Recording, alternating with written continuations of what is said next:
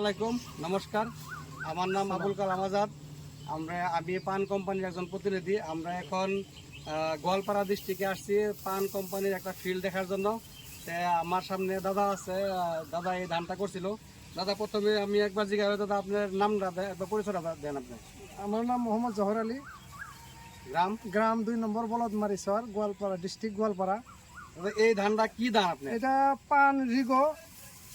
এই ধানটা আপনি যে লাগাইছেন, এই ধানটার মধ্যে আপনি কি ভালো লাগছে?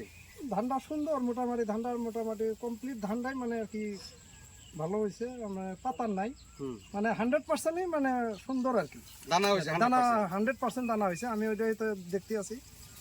হয়তো এটাই আমি আরো আগে একবার করছিলাম, কিন্তু এই পান রিগোটা এবার আমি ফার্স্ট করলাম আর কি। আচ্ছা, তে এই ধানটার মোটাতে আপনার যেটা আমি দেখা যেতে আছে এখানে মাজরা বেমারটাও নাই।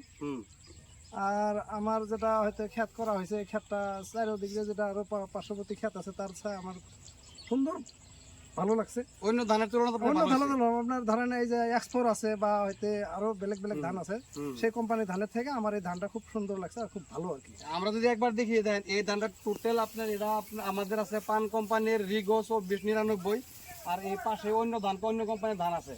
তো একবার যদি দেখেন, একবার আমি বলতে দেখা দিলে, এটা দেখেন অনেক ধরনের বেমার লাগিয়ে, কিন্তু এটার মধ্যে আমাদের কোনো বেমার নাই। আর যারা ধান হয়েছে পুরা পরিপুষ্ট হয়েছে, 100% গ্রেন ফিলিং হয়েছে, কোনো পটানের সংখ্যা নাই, কোনো বেমার নাই।